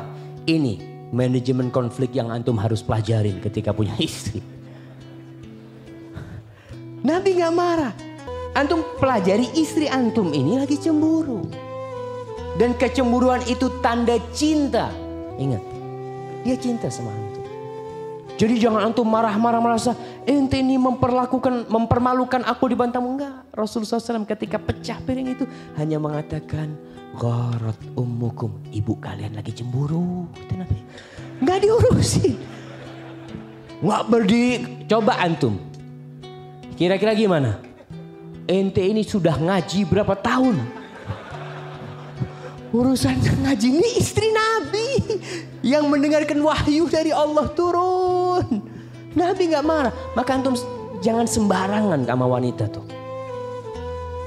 Karena perempuan ini, ente ini kan sudah mondok. Ente berapa tahun di pondok, masa gak tahu adab? Allahu Akbar. Itu kecemburuan yang wajar. Ibu-ibu, oh kalau gitu gak apa-apa kita cemburu. Antum anti kalau gak cemburu, jangan pura-pura cemburu. Anda mau kayak Aisyah gitu kan, ditempel. Belum tentu suaminya sikapnya kayak Rasulullah SAW. Maka hati-hati. Kemudian masih banyak ya kisah subhanallah kecemburuan Rasulullah SAW. Sampai istri-istri Nabi itu membuat hizib. Hizib itu apa? Kelompok. Istri yang ini kumpul sama istri yang ini. Jadi mereka menuntut hak kepada Rasulullah SAW. Sampai sempat berantem pembicaraan di depan Rasul sallallahu alaihi wasallam. Mereka datang mengatakan, ya Rasulullah, kita minta keadilan. Kata perempuan-perempuan, kita minta keadilan terhadap Aisyah nih. Orang-orang itu kalau mau ngasih hadiah Nabi, ngasih hadiahnya di rumahnya Aisyah. Ditunggu kapan Nabi nginep di rumahnya Aisyah. Datang mereka ke situ, maka mereka nuntut keadilan. Ya mau gimana, masa orang-orang mau disuruh ngasih hadiah di tempat semua istrinya, mungkin hadiahnya cuma satu. Mereka datang meminta keadilan kepada Rasul sallallahu alaihi wasallam sampai mereka mengutus Fatimah, anaknya Rasul sallallahu alaihi wasallam. Kemudian datang Zainab, juga sempat ribut di depan Rasul sallallahu alaihi wasallam. Tapi Nabi alaihi salatu wasallam ketika melihat nih Zainab datang, Rasulullah SAW bersama Aisyah. Zainab datang ke rumahnya Aisyah. Apa kata Zainab? Inna nisa'aka yanshutnakallah al-adl. Sesungguhnya istri-istrimu ini memohon kepadamu keadilan dari Allah nih. Dengan nama Allah mereka minta keadilan terhadap, tidak ngomong Aisyah. Zainab gak ngomong Aisyah. Fi binti ibn Abi Quhafa. Urusannya anaknya ibn Abi Quhafa. Aisyah maksudnya. Farafa'at sautaha. Ngangkat suara Zainab ini. Hatta tanawalat Aisyah wahya qa'idah. Sampai namanya lagi ribut. Dua istri ini ngangkat suara mencela Aisyah. Fasabbatha. Dicela Aisyah di depan Nabi. Suami apa sikapnya? Hatta inna Rasulullah SAW. Nabi ketika ngelihat Aisyah lagi diomelin sama Zainab. Nabi ngelihat ke Aisyah. Bagaimana sikapnya Aisyah ini? Nah, Aisyah ngomong enggak? Aisyah dapat isyarat kayaknya boleh jawab. Fatakallamat Aisyah. Aisyah langsung bantah itu Zainab. Dia ngomong wallah ya, omongan yang membuat Zainab mati kutu. Gak bisa jawab. Kemudian Nabi ngelihat kepada Aisyah, nih anaknya Abu Bakar. Nabi gak ikut. Dalam pertikaian itu Nabi diam. Dicuekin. Tapi kalau antum, udah jangan ribut, kata dia. Jangan ribut. Ya Allah, aduh gimana. Antum kalau nggak bisa kayak gitu jangan. Baik, sebentar lagi kita masuk tanya jawab ya.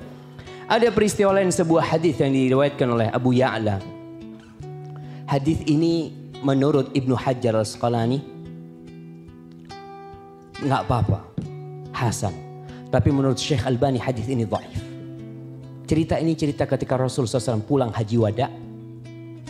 Aisyah radhiyallahu ta'ala naik onta yang gesit, barangnya sedikit.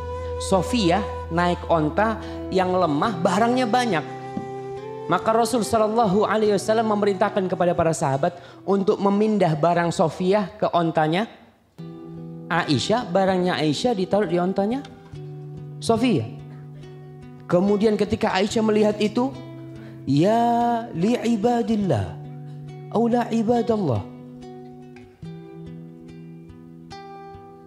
Ghalabatna hadhil Yahudiyah ala Rasulullah SAW. Ini perempuan Yahudiyah ini ngalahkan kita nih. Kita lihat nih bagaimana Rasulullah SAW mindah barang itu. Rasulullah SAW ngasih tahu Aisyah, masalahnya gini Aisyah. Dikasih penjelasan, tapi Aisyah tetap nolak. Apa kata Aisyah? Alasta taz'umu annaka Rasulullah SAW. Bukankah ente ngaku ente itu utusan Allah? Sampai kayak gitu jangan. Dari cemburunya. Nabi cuma tersenyum. Mengatakan afi syakin anti ya Umma Abdillah, apa engkau ragu kalau aku utusan Allah, kata dia. Kau ngaku kalau kau utusan Allah, kata dia. Kenapa kau nggak berbuat adil? Nabi diam. Abu Bakar datang jamaah. Dengar Aisyah ngomong gitu, datang ditampar Aisyah. Nggak kuat Abu Bakar melihat anaknya ini sampai kurang ajar seperti itu kepada Rasulullah SAW. Ketika ditampar Nabi langsung mengatakan mahlan ya Abu Bakar. Abu Bakar jangan kayak gitu ente. Padahal bapaknya, coba antum kayak gitu. Alhamdulillah. Nih. Allahu Akbar ya. Kemudian dalam hadis ini dikatakan innal ghaira la tubsir aswal wadi min a'la. Kecemburuan itu tidak tahu bawahnya wadi dari atasnya. Ya buta lah orang kalau sudah cemburu. Namun ingat hadis ini walaupun dihasankan oleh Ibnu Hajar Al-Asqalani tapi didhaifkan oleh Syekh Albani rahimahullahu ta'ala. Taib jamaah. Mungkin itu yang bisa kita kaji pada kesempatan kali ini. Kita masuk ke sesi tanya jawab. Kita serahkan kepada Baba Muslim. Fadhal Haifid. Syukran Ustaz Barakallahu Fik. Terima kasih atas pemaparan materinya.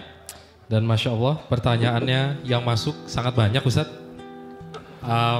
Ini masih ada tersisa. Belum lagi yang mungkin tadi juga beberapa pertanyaan sudah langsung dijawab Ustadz karena mungkin dibuatnya ketika Ustadz menerangkan. Jadi pertanyaan langsung terjawab. Seperti yang tadi telah kita sampaikan, yang mau bertanya untuk ikhwan bisa langsung dan akhwatnya tertulis. Kita coba dari akhwatnya dulu Ustadz. Bismillah. Ustadz, apakah seseorang memerlukan izin untuk berpoligami? Iya, kalau izin poligami wajib izin itu kepada walinya yang mau dikawinin. Harus izin sama walinya itu perempuan. Okay. Bukan sama ini izin sama istri atau sama siapa? Istri pertama enggak. Kalau izin enggak. Izin kepada istri pertama enggak. Tapi antum yang jelas kalau enggak ada izin dari istri pertama tidak akan mendapatkan legal. Enggak legal ya. Enggak legal seperti itu. Dan itu berbahaya. Berbahayanya apa? Kalau sampai mati antum kadangkala istri kedua enggak dapat warisan. Kalau dia ke mahkamah mana bukti kalau dia adalah istri, maka perlu diperhatikan. Dan ini ada yang menarik lagi pertanyaannya. Berdosakah Ustadz jika seorang istri menolak syariat poligami dan memilih cerai? Iya. Menolak syariat poligami haram. Dan wanita yang minta cerai karena suaminya poligami saja, maka dia berdosa dalam kondisi seperti itu. Karena bukan alasan yang syar'i. Tapi kalau alasan dia minta cerai karena dia sejak suaminya poligami tidak bisa melayani suaminya. Jadi kondisi dia, aku kayaknya harus cerai bang. Soalnya udah gak tahan gitu loh. Suaminya datang gak dia urusin ya. Akhirnya terjadi kezaliman dari istri kepada suami. Hak-hak suami tidak terpenuhin. Jadi kalau wanita ini takut terjadi itu, maka meminta cerai dalam kondisi seperti itu tidak ada masalah. Apa dalilnya?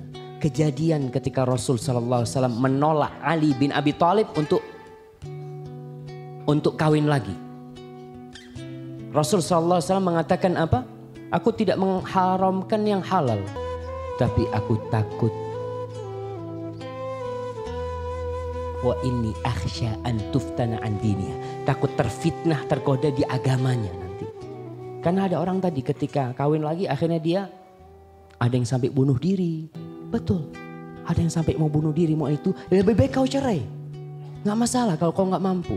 Tapi antum juga harus berpikir jamaah. Ketika antum mau poligami, antum berpikir punya istri dua. Satu cerai tinggal satu istri antum.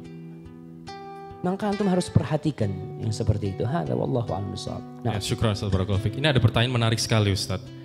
Dan ini sebetulnya menjawab juga bahwa tadi seperti yang Ustaz sampaikan bahwa ternyata beban atau ketidakbahagiaan itu tidak hanya terjadi di istri pertama. Ini ada jeritan hati seorang istri yang menjadi istri kedua. Ustadz, gimana hukumnya jika suami lebih condong ke istri pertama? Dia mandi dan berpakaian di rumah istri pertama daripada di rumah saya. Dan saya memutuskan untuk bercerai. Barakallahu fiik. Wa fiikum wa barak ya. Subhanallah. Cemburu itu biasa. Dan suami adalah manusia biasa. Ketika suami melakukan kesalahan seperti tadi, lebih condong kepada istri yang pertama mamanya atau yang kedua. Kalau ini ke yang pertama ya, paling tidak engkau bisa memberikan masukan. Berlemah lembutlah dengan suami. Mungkin si suami ini ada banyak pertimbangan kenapa dia mandi di sana, pakai baju di sana. Mungkin dia takut kalau mandi di tempat anti airnya habis, umpamanya gitu. Iya, ada kan tempat yang susah air. Pokoknya husnudzon lah. Jangan serta-merta minta cerai. Karena cerai itu bukan solusi kadang-kadang. Kecuali tadi, kayaknya anak harus cerai Ustaz. Anak ini tidak bisa melayani suami Ustaz. Ya kalau seperti itu kondisinya, sehingga ada mungkin yang sampai anak kalau tetap kayak gini bisa bunuh diri, bisa macam boleh. Tapi kalau cuma masalahnya dia mandi di sana, ya jangan gegabah untuk minta cerai. Karena bisa jadi kesabaran anti itu akan menghapuskan dosa-dosa anti, mengangkat derajat anti. Ya barakallahu fiik. Barakallahu fiik Ustaz. Semakin kesini pertanyaan semakin menarik dan kita kebanjiran pertanyaan sepertinya Ustaz. Kita coba dari akhwat dulu karena pertanyaan akhwat benar-benar banyak. Iya, antum gak perlu tanya seharusnya. Yang tanya itu yang di sono gitu kan. Ada pertanyaan menarik. Apakah menikah kedua kalinya hanya untuk mengharapkan seks saja diperbolehkan, tapi istri pertama memberikan syarat bahwa tidak boleh memiliki anak dari istri kedua? Subhanallah. Jazakallahu khair. Barakallahu fikum. Para jamaah, tujuan menikah itu ada beberapa. tujuan utamanya adalah memiliki anak-anak, memperbanyak keturunan. Jadi kalau syarat dari istri pertama membolehkan suami nikah lagi, asalkan tidak punya syarat itu tertolak. Karena syarat itu bertentangan dengan tujuan menikah sendiri. Berkaitan dengan orang menikah karena kebutuhan biologis nggak apa-apa sebenarnya. Karena memang halal yang seperti itu. Jadi jangan berpikir Ustaz dulu kan niatnya untuk membantu janda. Tidak juga. Ada niat-niat lain karena seorang laki nggak cukup dengan satu istri. Apalagi subhanallah indahnya Islam ya. Islam itu tidak suka dengan banyak perceraian. Banyak perceraian pun tidak suka kecuali karena sesuatu hal. Kadangkala wanita sudah sampai umur 45 tahun, 50 tahun tidak bisa melayani suami. Sedangkan suaminya masih ingin seperti itu. Ketika datengin istrinya aduh bang aku sudah tidak berhasrat seperti itu. Atau dia ada banyak pertimbangan seperti itu. Maka si lelaki demi untuk menyelamatkan dirinya, fadhol nikah lagi. Tidak dengan menceraikan yang ini. Tapi kalau bicara kalau kau mau kawin lagi kau ceraikan aku. Kenapa harus bercerai? Apa kau dizolimin? Maka itu perlu dipertimbangkan. Barakallah. Masih pertanyaan dari akhwat. Ustadz, apakah diperbolehkan karena ada hadis Rasulullah SAW tentang bolehnya kita berbohong di dalam 3 hal. Apakah berbohong kepada istri karena dia sudah berpoligami yang mengakibatkan suaminya ini jarpul. Suaminya? Jarpul. Apa jarpul? Jarang pulang Ustadz. Apakah bohong ini termasuk yang diperbolehkan Ustadz? Jazakallah khair. Nah, jadi bohong yang diperbolehkan itu jamaah adalah bohong dalam hal bermesraan dengan istri ya. Bohong dalam hal menggodain istri, ngatakan Masya Allah kau cantik banget. Padahal hitam sama istrinya. Dia mamanya gitu, itu kan dia bohong. Bohong gak dia? Kau Masya Allah kalau aku masuk rumah jadi terang rumah ini. Itu untuk yang seperti itu gak masalah. Tapi kalau bohong yang beneran dalam kondisi seperti itu gak boleh. Makanya pernah terjadi nih seorang syekh cerita. Ada seorang lelaki kawin lagi.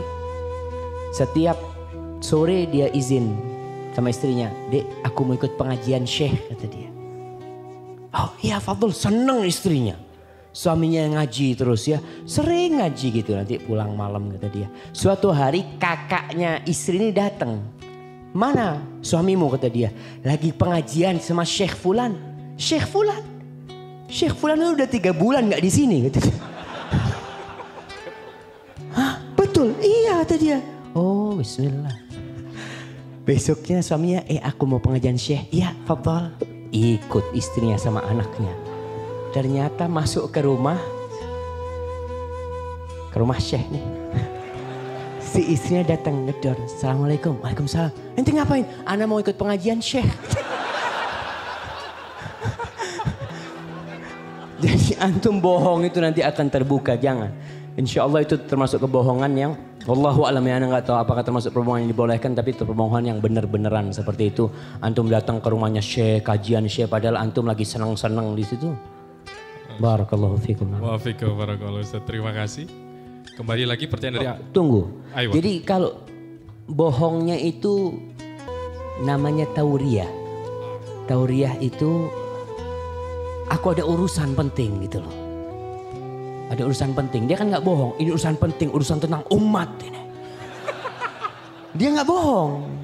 Betul ini urusan umat. Ya bang, kalau urusan umat ya apalagi suaminya ustadz kan. Masya Allah, abang kalau urusan umat, ana wakafkan abang untuk Allah. Gitu kan. Dia kan gak bohong, itu tidak termasuk bohong jemaah. Tapi kalau bohong yang beneran itu, mamanya dia ana lagi ngurusin kerjaan ini itu masa. Padahal dia enggak. Tapi kalau dia ngurusin umat, insya Allah itu termasuk ngurusin umat, ngurusin istri. Ya, Masya Allah.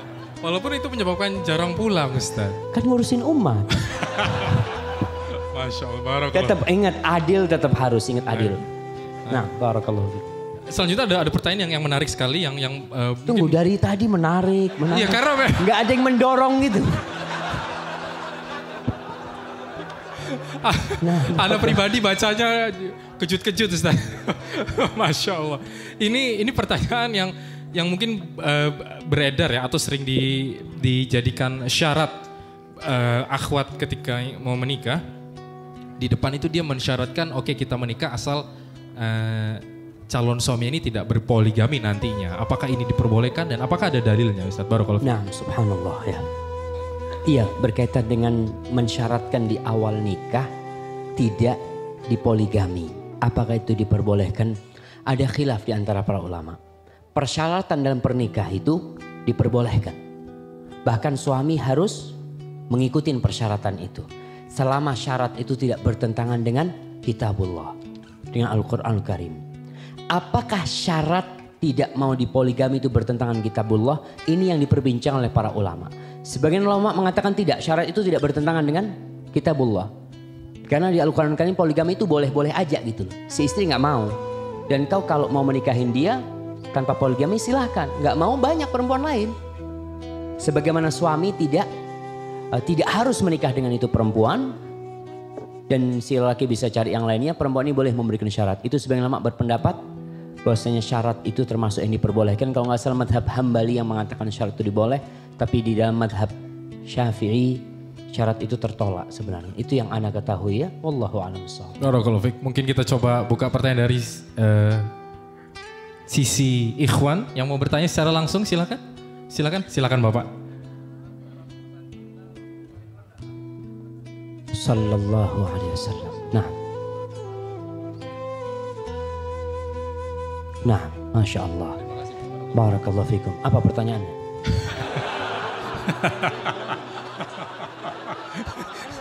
Dia nggak pakai mic tadi.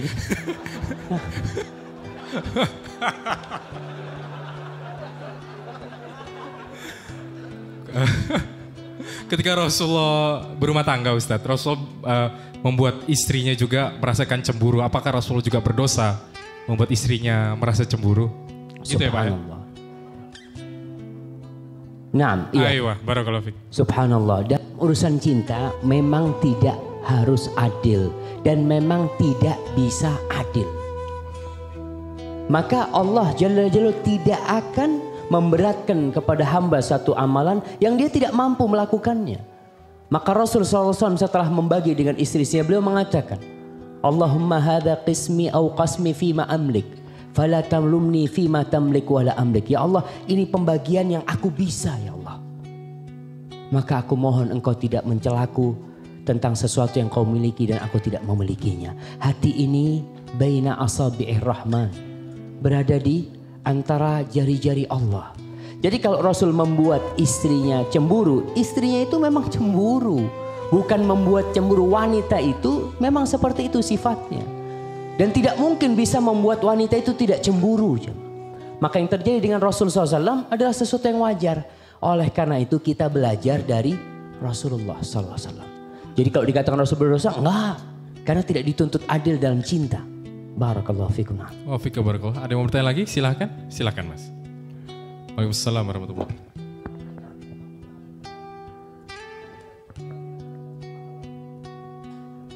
Keutamaannya ya. Ya.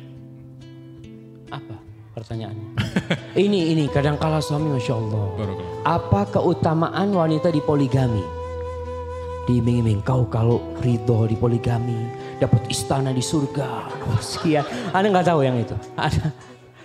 Anda tidak tahu ada keutamaan tersendiri kalau wanita di poligami.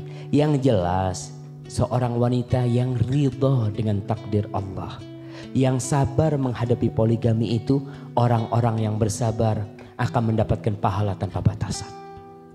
Maka kalau ada iming-iming tersendiri, nggak tahu kalau di jamaah sini ada yang tahu iming-iming khusus buat wanita yang ridho di poligami. Soalnya banyak yang ngomong, ente kalau ridho suamimu di poligami langsung masuk surga.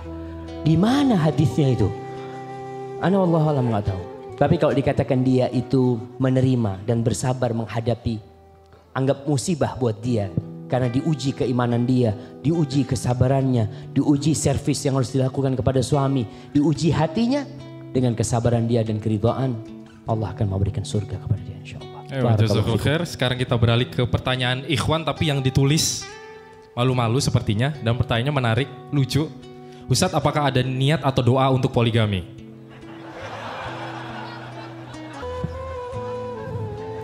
Subhanallah. Mungkin supaya poligaminya lancar gitu, berkah Ustadz. Ada niat, Nah, ada doa tertentu mungkin? kalau doa khusus jamaah ya, wallahu a'lam, nggak tahu. Tapi antum minta sama Allah. Kan ada 3 harta yang paling mulia di muka bumi ini. Yang pertama, hati yang bersyukur, lisan yang berzikir, dan istri solehah. Maka antum minta sama Allah. Allahumma inna nas'aluka qalban syakiran wa lisanan dzakiran wa zaujat. Bukan zaujatan, zaujat, istri-istri yang solihat. Jadi mintanya bukan satu, amin, amin, amin jamaah. Masya Allah, semangat antum amin. Baik, tafadhal. Ini ada pertanyaan agak keluar Ustadz, agak keluar. Tapi ini menyangkut rumah tangga ya. Dan mungkin memang harus harus dijawab oleh Ustadz. Ustadz bagaimana, Assalamualaikum. Ustadz bagaimana menasihati suami ana yang diam-diam menjadi penyuka sesama jenis? Barakallahu fiik.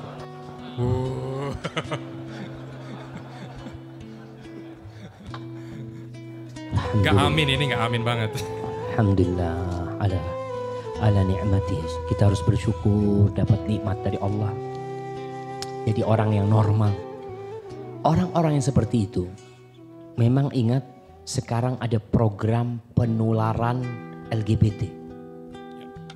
Program. Mereka tahu ketika jumlah mereka sedikit mereka tidak akan mendapatkan legalitas. Maka mereka berusaha untuk mengumpulkan orang tambah banyak. Dia deketin ini, deketin itu. Maka kita harus hati-hati. Seorang istri yang mendapatkan cobaan seperti ini, ya diperbaiki suaminya. Duduk bersama, ngobrol bersama ya. Kemudian dikurangi.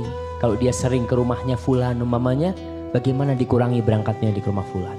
Carikan teman-teman yang baik. Karena teman memiliki pengaruh yang besar. Tapi kalau nanti sampai dia seperti itu dan nyata, ya boleh seorang wanita minta cerai dalam kondisi seperti itu.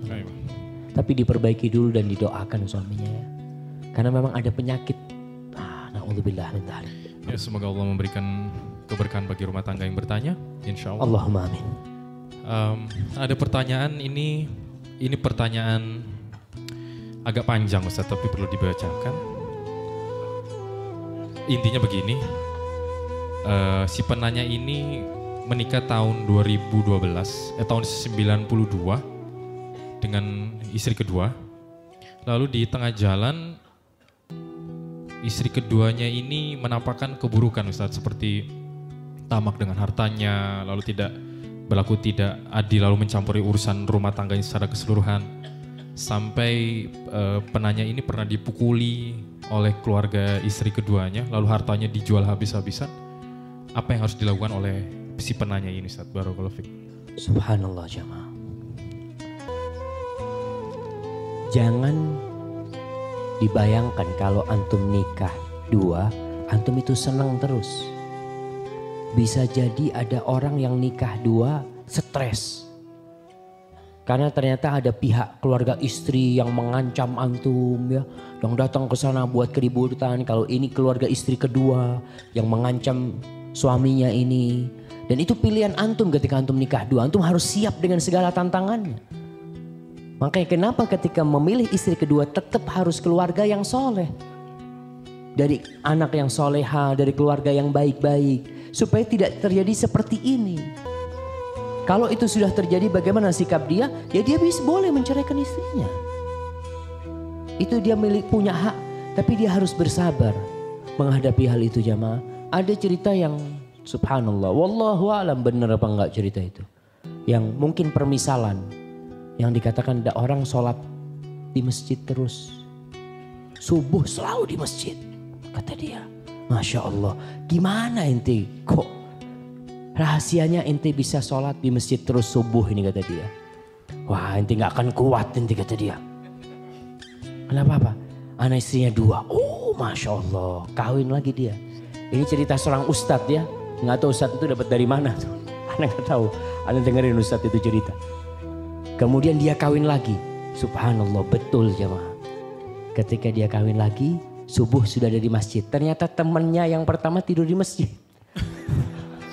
Jadi dia di rumah istri pertama dikunciin, istri kedua dikunciin, tidur di masjid.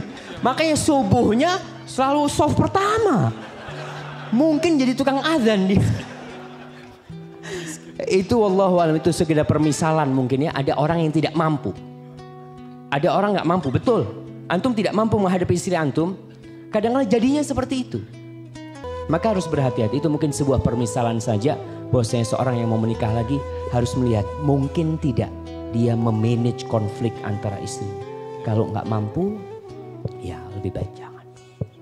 Barakallahu fikum. Barakallahu fikum. Sekarang kita buka sesi pertanyaan langsung dari Ikhwan. Silakan Bapak yang berkacamata. Waalaikumsalam. Waalaikumsalam warahmatullahi. Mungkin bisa pakai mic. Dari namanya Pak. Namanya siapa? Apa tidak mau pakai nama? Anunya aja. Kameranya biar tahu istrinya. Live lah. Assalamualaikum warahmatullahi wabarakatuh. Waalaikumsalam warahmatullahi wabarakatuh. Yang tadi jadi pembahasan istri dan suami saja. Bagaimana mohon penjelasannya Ustaz berkaitan dengan hak-hak anak termasuk hak warisan dari anak-anak yang tadi dari istri-istri itu. Subhanallah. Nah, barakallahu fiik. Barakallahu fiik. Iya, ini termasuk pertanyaan yang dalam sekali ya. Karena orang berpikir sekarang aja, padahal ke depan masih ada banyak permasalahan. Masalah warisan, masalah pendidikan anak-anak. Hak istri pertama dan hak istri kedua itu sama dalam warisan. Kalau nggak punya anak berapa? 1/8, kalau 1/4, kalau punya anak 1/8. Dari 1/8 itu dibagi buat kedua istri itu. Dan anak istri pertama, anak istri kedua, anak istri ketiga warisannya sama. Tidak ada perubahan. Oleh karena itu tadi saya sampaikan usahakan dicatat. Karena kalau nggak dicatat kesian. Anak kita kalau kita meninggal umpamanya menikah dapat 1 tahun meninggal kita. Dan ternyata istri kedua kita itu nggak ada bukti dia itu istri kita. Maka kalau ke mahkamah nggak ada bukti dan dia tidak mendapatkan hak waris. Karena kita tahu hukum di Indonesia seperti apa gitu ya. Maka berhati-hati dalam masalah itu. Barakallahu fikum. Barakallahu fik. Ini pertanyaan benar-benar melawan arus Ustaz.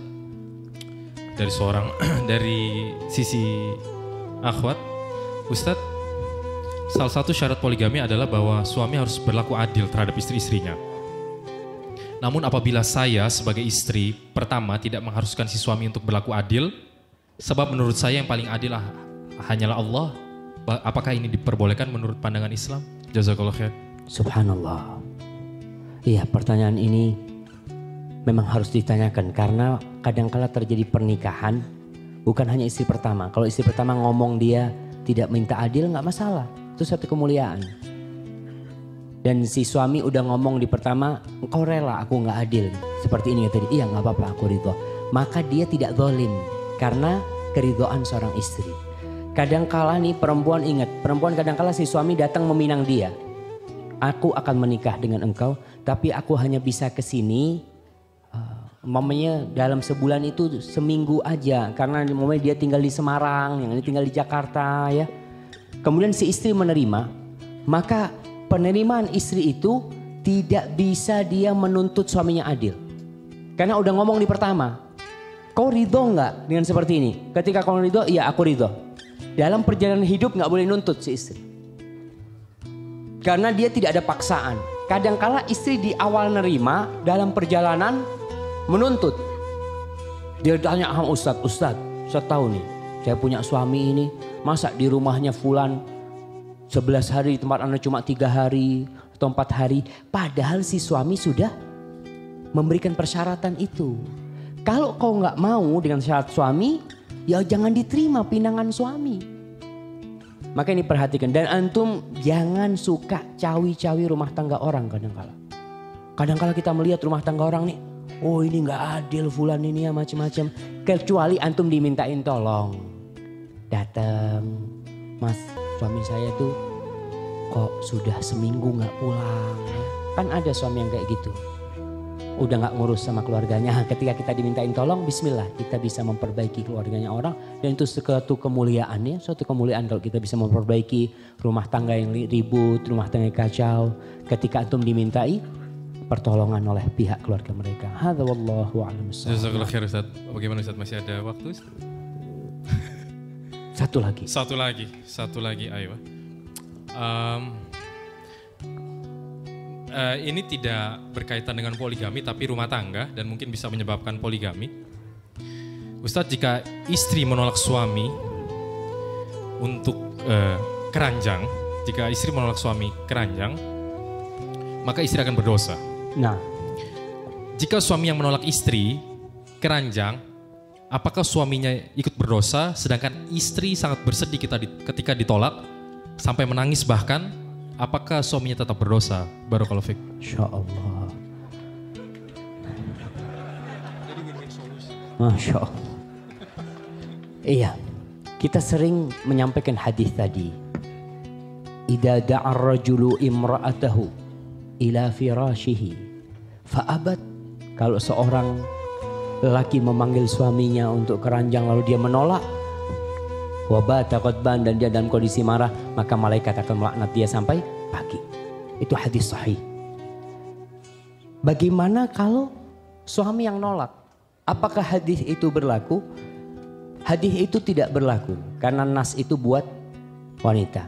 Akan tetapi Allah berfirman, walahunna mithlul ladzi 'alaihinna bil ma'ruf walirrijali 'alaihinna darajah. Allah mengatakan dan perempuan-perempuan itu memiliki hak yang setara dengan kewajibannya.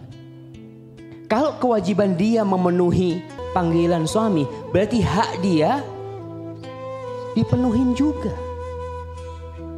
Dan salah satu tujuan pernikahan adalah untuk menyenangkan si istri. Masalah kepuasan batin ya, maka si suami juga akan berdosa ketika dia menolak istrinya. Baik saja jadi istrinya akan mencari di tempat lain, jamaah ya. Ketika capek ini terjadi, suami istrinya menolak karena istrinya lelah. Ya antum nggak perlu marah-marah. Datang istrinya ngomong, aduh bang aku capek. Qala Rasulullah sallallahu alaihi wasallam, nggak perlu lah. Ini kondisi dia lelah. Antum kasih hadis bukan langsung semangat gitu ya. Tenang kau capek, abang pijet lah, dipijet ya. Insya Allah. Begitu pula sang istri, ketika suaminya nolak, jangan langsung menangis. Aduh abang lagi capek ini itu. Oke bang, abang tidur. Aku ambilin minyak, aku pijet abang lah. Bismillah. Semuanya serahkan kepada Allah. Allahu'alam. Ya. Ana jadi terpancing ini Ustaz. Ada syubhat satu, boleh satu lagi Ustaz ya? Boleh jamaah. Ini jamaah sampai isya kuat mereka tuh. Karena ini syubhat yang beredar gitu. Baik, kita sebagai kaum muslimin harus waspada. Dihembuskan oleh kaum feminis bahwa kenapa yang boleh memiliki istri dua hanya suami? Bolehkah dalam Islam itu poliandri? Kenapa tidak wanitanya yang memiliki banyak suami Ustaz? Barakallahu. Subhanallah jamaah. Baik. Kalau wanita punya 4 lelaki, apa namanya? Pelacur namanya. Poliandri. Pelacur namanya. Lihat di mana-mana. Sampai pernah ada seorang di Inggris terjadi diskusi antara seorang muslimah dengan beberapa wanita Inggris. Mereka Kristen. Terus dia ngomong masalah poligami. Kata dia, suaminya lagi ada di situ, lagi nuangin minuman. Ada gelas-gelas, kasih aja. Gimana sih kok boleh poligami sedangkan wanita tidak boleh? Boleh kawin lebih dari satu, kata dia. Dia katakan, kau lihat ceret ini bisa menuang ke semua gelas. Tapi mana mungkin gelas nuangkan ke ceret? Apa maksudnya? Antum pikirkan sendiri. Nah, baik Pak. Barakallahu fiik, jazakallahu khair. Alhamdulillah kita telah sampai di penghujung acara untuk kajian kali ini dengan tema Ustadz, aku ingin berpoligami. Mungkin seperti biasa, insya Allah kita bisa mengambil berkah, mengambil ilmu dari apa yang Ustadz telah sampaikan, dan mungkin Ustadz Ada kesimpulan kali ini? Silakan. Kesimpulannya dari pembawa acara Ana ngomongnya. Ana menutup aja, antum simpulkan. Ya, dari ngapain dari tadi dia nemenin Ana di sini? Antum. Apa kesimpulannya, Fadhal? Ya kan tugasnya pembawa acara. Ayo. Ya, karena alhamdulillah Ana diberikan kemuliaan untuk memberikan kesimpulan. Insya Allah kesimpulan bisa kita lihat di YouTube, nanti akan diupload. Insya Allah, dan silakan Ustadz untuk penutup acara, silakan barakallahu fik. Barakallahu fikum jamaah. Jadi kajian kita pada hari ini bukan untuk mengompori orang untuk poligami, tidak. Karena tadi sudah disampaikan tidak ada hadis khusus yang memotivasi orang untuk poligami. Kau harus poligami, enggak. Itu perintah Allah, kau mampu, dan perintah itu bersyarat. Syaratnya kau mampu berbuat adil, mampu memberikan nafkah, tafadhol. Tapi bukan orang dibakar ya, dikompori supaya kan lain. Dan pengajian ini bukan untuk mengembosi orang yang mau poligami, tidak. Silahkan bila kau memiliki kemampuan untuk melakukan itu, dan para istri berusaha untuk menata hati dan bersabar, insya Allah hidup di dunia ini hanya ujian. Yang punya istri 1 diuji, yang punya istri 2 juga diuji, yang tidak punya istri juga diuji. Nanti setelah kita meninggal, kita akan mengambil rapot kita. Kita akan lihat lulus tidak kita dalam ujian di kehidupan dunia ini. Ma indakum yanfat wa ma indallahi baq. Yang ada di kita semua akan sirna, tapi yang di sisi Allah itulah yang kekal dan abadi. Apabila benar yang Ana sampaikan itu dari Allah, kalau ada yang salah dan kurang berkenan itu dari diri saya sendiri, Allah dan Rasulnya terbebaskan dari kesalahan itu. Ana serahkan kepada Abu Muslim.